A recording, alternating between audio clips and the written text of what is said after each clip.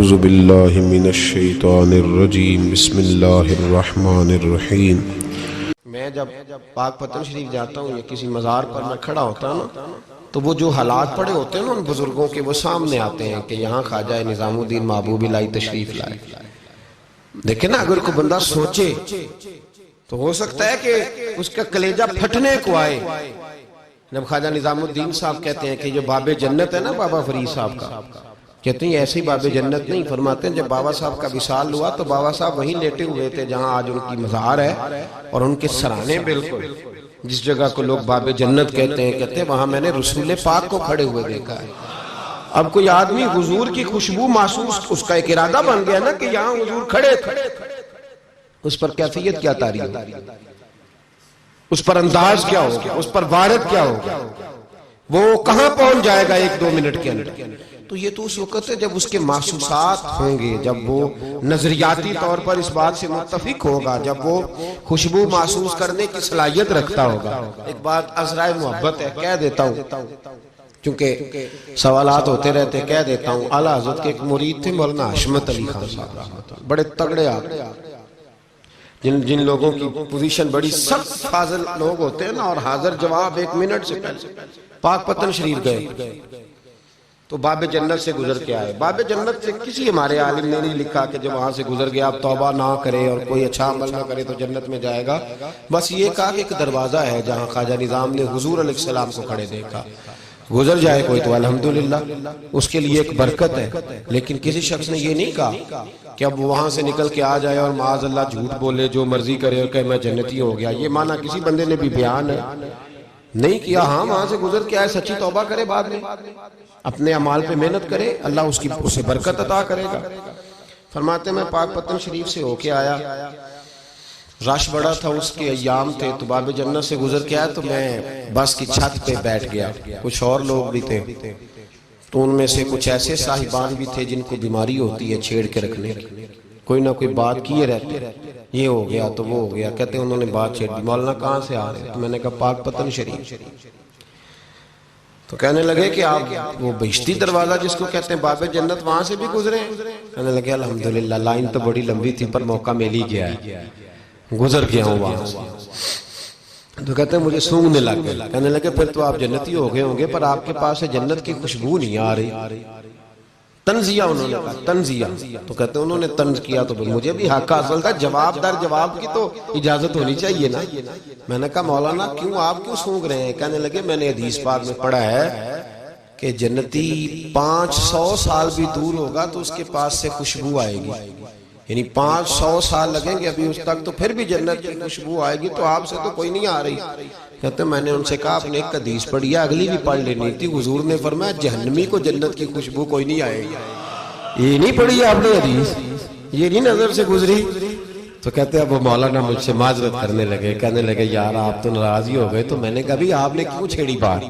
میں نے آپ سے کوئی ڈسکس کیا؟ آپ نے پوچھا کہاں سے، آپ پھر آپ ہی نے کہہ دیا کہ وہاں سے گزرے کہ نہیں جنتی دروازے سے، اور پھر آپ نے ہی اعتراض کر دیا، تو پھر ہمیں اتنا تو حق حاصل ہے نا، ہم آہ بھی کرتے ہیں تو ہو جاتے ہیں بدنام، اور تم قتل بھی کر دو تو چرچا نہیں ہوتا، ہمیں بھی تو حق حاصل ہے نا، اتنا تو جواب در جواب ہم دے سکتے۔ حضرت بابا فرید الدین گنج شکر رحمت اللہ تعالیٰ علیہ کی اماں کہتی ہیں جب میرا بیٹا پیدا ہونے والا تھا تو میں رب کی بارگاہ میں دعا کرتی تھی، اللہ اگر تو مجھے بیٹا دے تو اس طرح کا دینا بیٹا میرا ہو پر بندہ تیرا ہو، اے اللہ اگر بیٹا دینا تو اس طرح کا دینا میرے اللہ، اس طرح کی مجھے اولاد دینا کہ دودھ وہ میری چھاتی سے پیے پر شکر تیرا ادا کرے، اے اللہ اگر بیٹا دینا تو اس طرح کا دینا کہ قوت روٹی روزی وہ زمین پہ کھائے لیکن اسی زمین پر وہ تیرے دین کا سپاہی بھی بنے، وہ مجاہد فی سبیل اللہ بھی بنے۔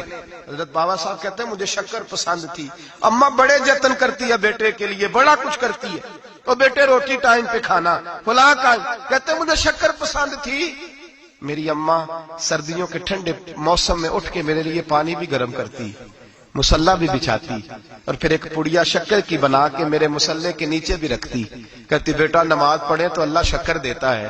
آپ فرماتے ہیں میں روز نماز کی 5 نمازوں کے وقت مصلی اٹھاتا تو پڑیا شکر کی ملتی، سکول اور مدرسے کے میں اپنے کلاس فیلوں کو بھی کہتا نماز پڑھو بڑی پیاری شکر ملتی ہے، کہتے ہیں میں روز شکر کھاتا۔ ایک سویرے فجر کی نماز میں اماں نے وضو تو کرایا، مصلی بھی بچھایا، پر دیہات کی وہ سادی بیوی جس کا سارا کام بھی خلوص پہ مبنی تھا، جو آکسفورڈ سے پڑھی ہوئی تو نہیں تھی لیکن آداب ممتا اسے سارے آتے تھے، جو کسی یونیورسٹی کی سند یافتہ تو نہیں تھی لیکن بیٹے کے ساتھ کس طرح کا رویہ اختیار کرنا ہے یہ سارا اسے پتا تھا. کہتے ہیں سادی اماں نے سارے کام کیے لیکن شکر رکھنا بھول گئی. بابا صاحب کہتے ہیں میں نماز پڑھنے لگا تو ماں نے یہ بھی بتایا تھا کہ نمازی کے آگے سے نہیں گزرتے، نمازی کے آگے نہیں ہوتے. اب اماں کہتی ہے میں مجبور ہوں، درس بھی میں نے دیا ہے، بھول گئی ہوں، اب شکر رکھنے جاؤں گی تو پردہ کھل جائے گا. ایک کونے میں لگ کے ماں روئی، بیٹے کی شفا کے لیے نہیں، بیٹے کی نوکری کے لیے نہیں، بیٹے کے اچھے مستقبل کے لیے نہیں. ماں روئی، آنسو بہے تو کہتی کیا ہے، اے اللہ میں اسے اپنے آگے جھکانے کو جتن تھوڑی کرتی تھی، تیرا بنانے کا جتن کرتی تھی. اے اللہ مہربانی فرما، میری پردے داری کر، اگر راز کھل گیا تو میرا فرید نماز نہ چھوڑ جائے. بابا صاحب کہتے ہیں اماں تڑپتی رہی اور میں نے نماز پڑھ کے مصلی اٹھایا. پہلے پڑیا ہوتی تھی، اب تو پورا دریا شکر کا بہ رہا ہے. فرماتے ہیں میں نے وہ اٹھائی، شکر کھائی اور میں نے چیخ کے کہا اماں جلدی آ، آج بڑی لذیذ ہے، آج شکر کوئی انوکھی ہے. اور آج تو کمال شکر دی ہے میرے اللہ نے، ایک پڑیا کی جگہ پورا دریا بہ رہا ہے. بابا صاحب رحمت اللہ علیہ فرماتے ہیں میری اماں آئی اور میری اماں نے بازو کھولے تو ماں کی ممتا ہی بتاتی ہے کہ اللہ کی رحمت کس طرح کی ہوتی ہے. کہتے ہیں میں نے اماں کے سینے سے لگا تو اماں رو کے کہنے لگی بیٹے پہلے میں شکر دیتی تھی، آج شکر بنانے والے نے شکر عطا فرمائی ہے. ساری زندگی پیشانی سے سجدے کا نور نہیں گیا، ساری زندگی وہ لذت عبادت نہیں گئی، اس لیے کہ استاد نے ڈنڈے سے نمازی نہیں بنایا تھا، اس لیے کہ پیر صاحب نے یہ کہہ کہ نمازی نہیں بنایا تھا کہ نماز پڑھو گے تو روٹی میں برکت ہو جائے گی، اس لیے کہ علامہ صاحب کا وہ بات سن کے ہم نمازی نہیں بنے تھے کہ اس نماز میں بتایا جاتا ہے کہ بیماریاں ختم ہو جائیں گی نماز پڑھنے سے. اماں نے رب سے جوڑنے کے لیے نمازی بنایا تھا. ساری زندگی بابا صاحب کہتے رہے اٹھ فریدا ستیا چاڑو دے مسیت، چل ہن اٹھ فریدا ستیا چاڑو دے مسیت، او تو ستا ہے رب جاگدا تیری ڈاڈے نال پرید. ساری زندگی نماز کی ٹریننگ دینا، اپنے بچوں کو اپنے رب سے جوڑنا، اپنے بچوں کو اللہ کے ساتھ ان کا تعلق بنانا، ان کو رب والا بنانا، انہیں رسول پاک کا غلام بنانا، یہ ڈیوٹی ہے ماں باپ کی. ایک بہت بڑے محدث ہیں، اتنے بڑے محدث ہیں کہ میرے نبی کریم کی مسجد نبوی میں وہ حدیث کے استاد رہے. حضرت ربیعہ بن عبد الرحمن نبی پاک کی مسجد نبوی میں حدیث کے استاد ہوئے. اور حضرت حسن بصری جو جناب علی کے شاگرد ہیں وہ بھی حضرت ربیعہ کے شاگرد ہوئے. حضرت امام مالک جو 70 سال تک مدینہ اور مکہ میں حدیث پڑھاتے رہے وہ بھی حضرت ربیعہ کے شاگرد ہیں. ان کے والد کا نام تھا عبد الرحمن فروغ. تاریخ بغداد میں لکھا ہے کہ بنو امیہ کے دور میں تابعین کے زمانے میں جناب عبد الرحمن بن فروغ گھر سے چلے گئے. ایک روایت ہے بچہ چھوٹا تھا، ایک روایت ہے بچہ ابھی ماں کے پیٹ میں تھا، جہاد کرنے چلے گئے. اس دور میں یہ جہاد ہوتا تھا کہ ایک علاقہ فتح کیا تو مسلمان اگلے علاقے میں چلے گئے، اگلا فتح کیا تو اگلے علاقے، ایک کے بعد دوسرے لوگ پلٹ کے نہیں آتے تھے. حضرت عبد الرحمن گئے 30,000 دینار بیوی کو دے گئے، کہنے لگے سنبھال کے رکھنا. اور جہاد کرنے نکلے تو 27 سال تک گھر ہی نہیں آئے، اور 27 سال کے بعد آئے تو حضرت ربیعہ محدث بن چکے ہیں، مسجد نبوی میں حدیث کے استاد ہیں، بیٹا بہت بڑا شیخ بن گیا. واپس آئے، ہاتھ میں نیزہ ہے، کالی داڑھی تھی ساری سفید ہو گئی، وجود بڑا تگڑا تھا، کمزوری آ گئی. آئے، نیزہ پکڑا ہوا ہے، گھوڑے پہ بیٹھے ہیں، مدینہ منورہ میں گھر ہے. دروازے پہ دستک دی، حضرت ربیعہ نے دروازہ کھولا، اندر داخل ہونے لگے تو کہنے لگے بابا تو کدھر گھستا آ رہا ہے؟ کدھر؟ اس نے کہا تو پیچھے ہٹ، تو میرے مکان پہ کب سے قبضہ کر کے بیٹھا ہے. بات تیز ہونے لگی، آواز تھوڑی بزرگوں کی بلند ہونے لگی تو اندر سے زوجہ نے سن لیا. وہ دروازے کی اوٹ سے دیکھنے لگی تو پہچان گئی، کہنے لگی ربیعہ پیچھے ہٹ جا، یہ کوئی غیر نہیں ہے، تیرے والد گرامی ہے، یہ تیرے والد ہیں. اندر آئے، باپ بیٹا ملے، عصر کی نماز کا وقت ہو گیا، بڑا روئے. 27 سال کے بعد باپ لوٹا، 27 سال کے بعد بڑے روئے. نماز کا وقت ہوا تو حضرت ربیعہ جلدی سے وضو کیا، مسجد نبوی شریف چلے گئے. جناب عبد الرحمن فروغ نے ابھی کھانا وانا کھانا تھا، کھانا کھانے بیٹھے تو حکم دیکھے شوہر کیا کرتا ہے. یہ نہیں پوچھا کہ 27 سال حال کیا رہا، پوچھنے لگے میں تجھے 30,000 دینار دے گیا تھا، وہ کدھر ہے؟ تو زوجہ کہنے لگی کھانا کھا لو، عصر کی نماز پڑھ کے آؤ، پھر بتاتی ہوں پیسے کہاں ہیں. آپ کی رقم بڑی اچھی جگہ پہ محفوظ ہے. کہتے میں نماز پڑھنے مسجد گیا، عصر کی نماز کے بعد میرے نبی پاک کے ممبر پر ایک نوجوان بیٹھا ہے. گھر میں تو ان کا انداز ٹوپی پہننے کا تھا نا، سادے عام لباس میں. مسجد نبی میں جبہ پہنا ہے، سر پہ امامہ ہے، خوبصورت لب و لہجے میں رسول اللہ کے ممبر پر بیٹھ کر، نبی پاک کے ممبر پر بیٹھ کر. پتہ نہیں آپ کو اس بات کی لذت نصیب ہو رہی ہے کہ نہیں. عام جگہ نہیں، نبی پاک کے حضور کے ممبر پر بیٹھ کر نبی پاک کی حدیثیں سنا رہے ہیں. اتنا بڑا مقدر. کہتے ہیں حضرت امام مالک جیسے لوگ، خواجہ حسن بصری جیسے لوگ کاغذ قلم لے کے حدیثوں کی سماعت کر رہے ہیں، ان سے درس لے رہے ہیں. جناب عبد الرحمان کہتے ہیں میری نظر اٹھی، کچھ بوڑھا ہو گیا تھا، کچھ اس وقت وہ ٹوپی میں سادے لباس میں تھے، پہچان نہ پایا. ایک شخص سے پوچھا یار ہے تو جوان پر اس کے چہرے کی نورانیت میرے دل کو بھا گئی ہے تو جوان پر اس کا حدیثیں بیان کرنے کا انداز میری طبیعت کو گھائل کر گیا. یہ کون ہے جو نبی پاک کی مسجد میں بیٹھ کے حدیثیں بیان کر رہا ہے؟ تو کہتے ہیں امام مالک کہنے لگے بابا جی چپ کر جاؤ، ہمارے استاد کے بارے میں اونچے لب و لہجے میں بات نہ کرنا، دیکھتے نہیں کتنے کتنے لوگ بیٹھے ہوئے خاموشی سے. تو میں نے کہا مجھے بھی تو بتا دو نا ہے کون. تو کہنے لگے کوئی عبد الرحمان فروغ نام کے بزرگ ہیں، یہ ان کے بیٹے ہیں، ربیہ نام ہے. کہتے ہیں جب لفظ کہے تو میرے آنسو چھلک کے باہر آئے اور میں حضور کی مسجد میں گر گیا اور رونے لگا کہ یہاں اور میرے رسول پاک سید عالم صلی اللہ علیہ وسلم کے ممبر پر اور میرا بیٹا. کہتے ہیں میں تڑپ کے گھر گیا اور گھر جا کے میں نے اپنی بیوی کو جب دیکھا تو میرے آنسو نکل گئے. میری بیوی سمجھ گئی کہ یہ میرے محدث بیٹے کو دیکھ آیا ہے. کہتے ہیں بیوی رو کے کہنے لگی میں نے آپ کے 30,000 دینار آپ کے بیٹے کو مصطفیٰ کریم کی حدیث کا استاد بنانے میں خرچ کر دیا. میں نے وہ 30,000 دینار خرچ کر دیے، 30,000 دینار آپ کا بیٹا میں نے. تو کہتے ہیں میں اپنی بیوی کی طرف دیکھنے لگا، میں نے کہا قربان جاؤں، میں اگر اللہ کے دین کے رستے میں تھا تو نے میرے ساتھ نیکی کی ہے، میرا بیٹا بھی دین کے رستے پہ لگا دیا. میرے بھائی اللہ سے جوڑا، اللہ سے جوڑا ان لوگوں نے اپنی اولاد. بابا فرید الدین مسعود گنج شکر رحمت اللہ تعالیٰ علیہ کے ایک مرید تھے. بابا صاحب سے مرید ہوئے تو بابا صاحب فرمانے لگے ہاتھ مجھے دیا ہے تو میرا ہی رہنے دینا. اب جگہ جگہ نہ بھاگتے پھرنا، نوے نہ یار بنائیے وان کمینے الو کا. اب جگہ جگہ نہ گھومتے پھرنا. اس نے کہا حضور ٹھیک ہے صحیح ہو گیا. بس ہر آدمی کے لیے یہ حکم نہیں ہو جس رنگ میں یہ بات کر رہا ہوں اسی رنگ میں لینا. لوگ رنگ بھی بدل لیتے ہیں نا باتوں کا. جس رنگ میں بیان کر رہا ہوں نا وعدے نبھانے کی صرف بات کر رہا ہوں، ورنہ اللہ تبارک و تعالیٰ کا فضل ہے. میرے ایک دوست ہیں پیر صاحب، تو وہ مجھے کہنے لگے میں نے اپنے مریدوں کو کہا ہے کسی اور کی تقریر نہیں سننی، کسی اور کی محفل میں نہیں جانا. آپ نے بھی کہا ہے کہ نہیں کہا؟ میں چپ کر گیا. کہنے لگے آپ بولے نا کہا کہ نہیں کہا؟ پیار سے کر رہا ہوں، چلو بات آ گئی ہے تو آج کر دیتا ہوں. آپ پیار والے لوگ بیٹھے ہیں نا، کر لوں محبت والی بات. تو وہ مجھے کہنے لگے کہ آپ نے بھی کہا ہے کہ نہیں کہا؟ میں نے کہا آپ کو کیا ٹینشن ہے؟ کہنے لگے میں نے آپ کے 2-4 مرید فلاں جگہ بیٹھے ہوئے دیکھے ہیں. میں نے کہا میں نے نہیں کہا. کہنے لگے کیوں؟ میں نے کہا میرا تو دل کرتا ہے ان سے کہوں کہ ہر جگہ جاؤ، جگہ جگہ جاؤ. دیکھو ساٹے ورگا ملیا تو بہ جیا جی، نہ ملیا تو واپس آ جایا جی. ختم ہو گئی بات. اتنی کیا بات ہوئی کہ بندہ بنتے کرتا پھرے. کو مل گیا نا، خدا جانے بلندی ہے کہ پستی، پر جہاں میں ہوں وہاں کوئی نہیں ہے. ایسی کیا بات ہوئی؟ آپ جائیں جگہ جگہ جائیں، کو مل گیا تو یار ضرور بیٹھ جانا.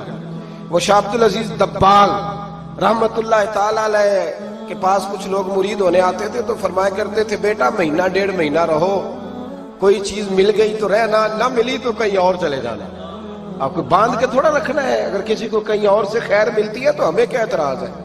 سمجھ آ رہی ہے میری بات کی؟ لیکن ایک بات ہے وہ میرا دل کرتا ہے کر دوں. چلو پیار کی بات شروع ہو گئی ہے نا. کچھ بندے ایسے ہوتے ہیں جن کی ذمہ داری ہوتی ہے کہ بھئی تو نے نہیں کہیں اور جانا، ختم ہو گئی بات، تو ادھر ہی رہے. تو اس طرح کر کے نا اس پہلو میں بابا فرید صاحب نے کہا تھا اس مرید سے کہ ہاتھ مجھے دیا ہے تو اب جگہ جگہ نہ دیتے پھرنا. اس نے کہا حضور ختم ہو گئی بات، طے جو ہو گئی. بلے شاہ ادیو جانے سانو اپنی توڑ نبھا لین دے. کہا کہ کسی اب جگہ جگہ نہ دیتے پھرنا. تو وہ آدمی دریا کے کنارے کنارے چل رہا تھا، سادہ آدمی تھا، دیہاتی آدمی. یہ بہت پڑھے لکھے لوگ کئی دفعہ پوری باتیں نہیں مانتے، ناراض نہ ہو جانا پڑھے لکھے بندے.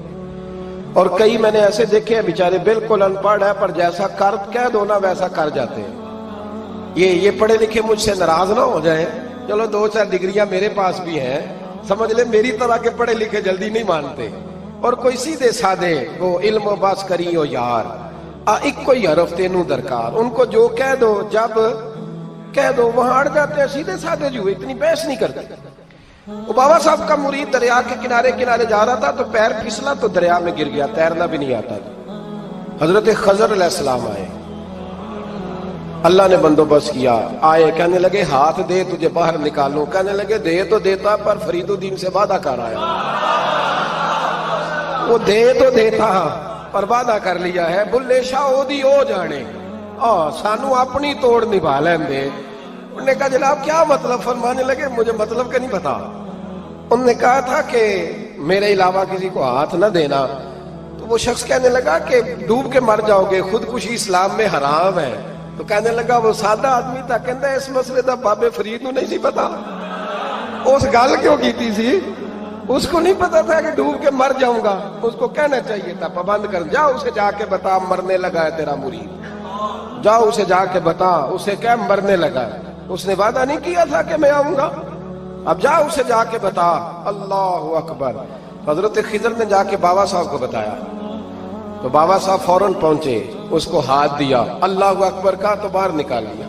پھر بابا صاحب نے کہا یار سینے سے لگ جا، یہ تو گرا نہیں تھا دریا میں، تجھے گرایا گیا تھا، یہ تجھے گرایا گیا تھا، یہ تجھے ذرا نا آزمانا چاہ رہے تھے، آزمانا کہ محبوب بلاوے ایک دم، ایک دم، یعنی ایسے اس نے کہا کہ آ جا فٹافٹ، اس نے یہ نہیں کہا ٹائم ہو تو وقت ہو، جے محبوب بلاوے ایک دم۔ پھر سر نو پیر بنائیے، سر نو پیر بنائیے، وہ سر منگے تے سر دے دئیے، تے کدے بھی دیر نہ لائیے، تے یار دا کدے بھی گلا نہ کریے، پاواں سیک دئی مر جائیے، سجنا یا تے لائیے ہی لائیے، تے جے لائیے تے پھر توڑ نہیں پائیے۔ اللہ رسول سے رشتہ لگائے تو پورا۔ یہ کیا بات ہوئی میں نبی پاک کا غلام ہوں تو چہرہ میرا کسی اور کی طرح کا ہے، میں جی غلامی رسول میں موت بھی قبول ہے تو نماز کا ٹائم، ایک کچی باتیں یار کچے لوگ کرتے ہیں، ایک کمزور لوگ ہوتے ہیں۔ میرا جی میں غلامی رسول میں موت بھی قبول ہے پر میرا نا جھوٹ کے بغیر میری دکان کوئی نہیں چلتی، وہ نجائز نہ کروں تو بھوکا مر جا، نہیں چلتی تو پر محمد عربی کے وعدے پورے کر، چھوڑ نہیں چلتی تو نہ چلے، بلے شاہ دی او جانے، اور نہیں تو نہ صحیح، ہاتھ ہو گئی ہے میرے بھائی، آپ عجیب بات کرتے، نہیں چلتی تو نہ چلے، لیکن حضور نے کہا جھوٹ نہیں بولنا تو لہذا ختم ہو گئی بات، مسلمان رہو تو پھر مرتے دم تک بولیے۔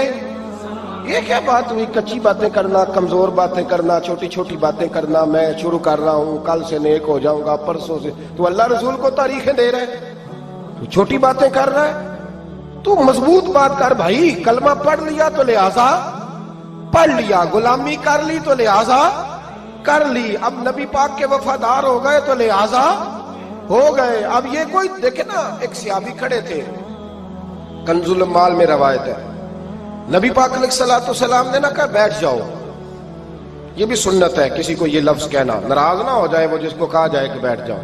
ایک بندہ جمعے والے دن کھڑا تھا، حضور جمعے کا خطبہ دے رہے تھے، حضور نے فرمایا بیٹھ جاؤ۔ حضرت زید بن حارثہ باہر مسجد نبوی کی گلی میں تھے، ان کے کانوں میں آواز آئی بیٹھ جاؤ تو وہیں بیٹھ گئے۔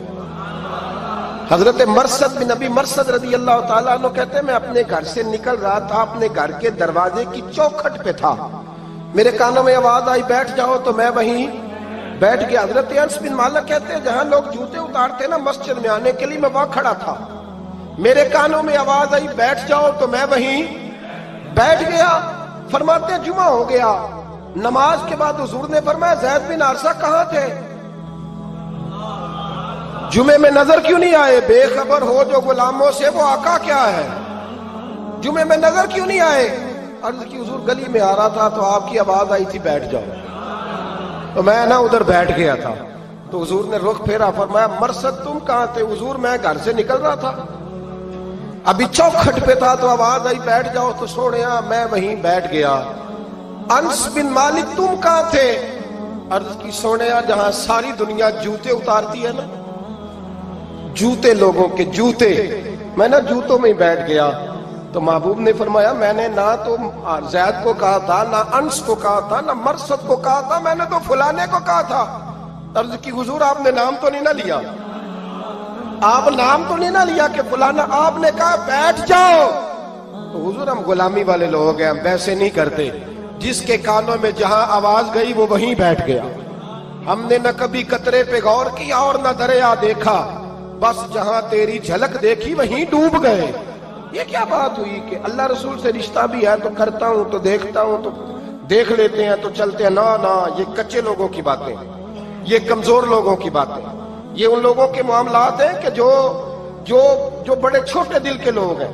آپ نے کہہ لیا اللہ ہمارا رب ہے، تو قرآن کہتا ہے جب کہہ لو نا کہ اللہ رب ہے، ان الذین قالوا ربنا اللہ ثم استقاموا تتنزل علیہم الملائکہ، جب تم نے کہا کہ اللہ ہمارا رب ہے تو پھر ڈٹ جاؤ، اللہ تمہاری مدد کے لیے فرشتوں کو بھی نازل فرما دے۔ حضرت ابو ذر غفاری کلمہ پڑھنے آئے، حضور صلی اللہ علیہ وسلم نے بڑی ساری نصیحتیں فرمائی۔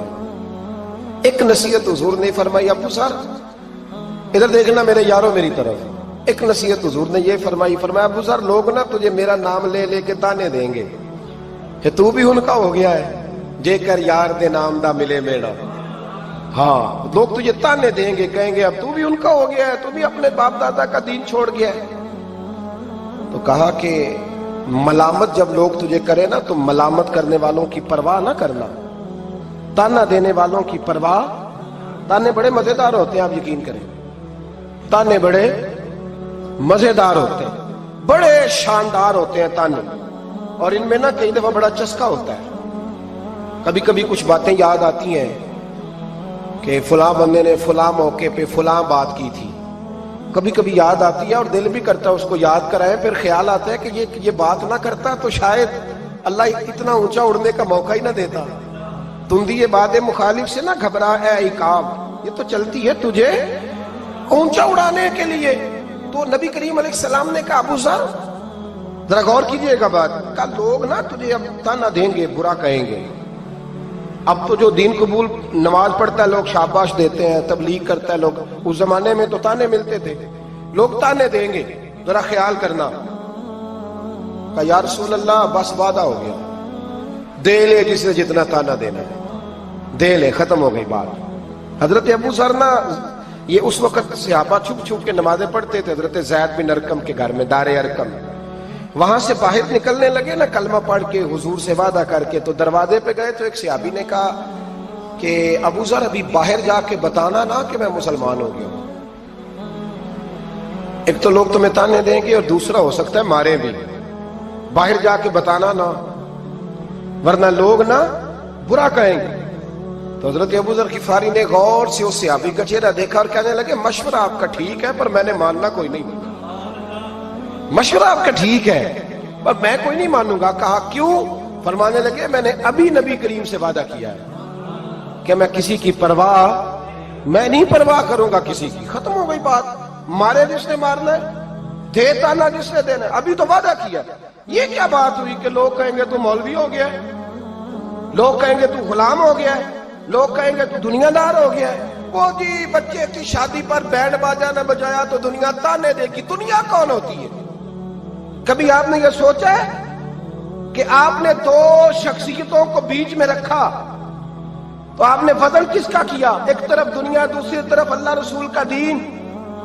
کبھی سوچا آپ نے کہ وزن کس کا نکلتا ہے، اہمیت کس کو دیتے ہو؟ کبھی سوچا ہے، غور کیا ہے؟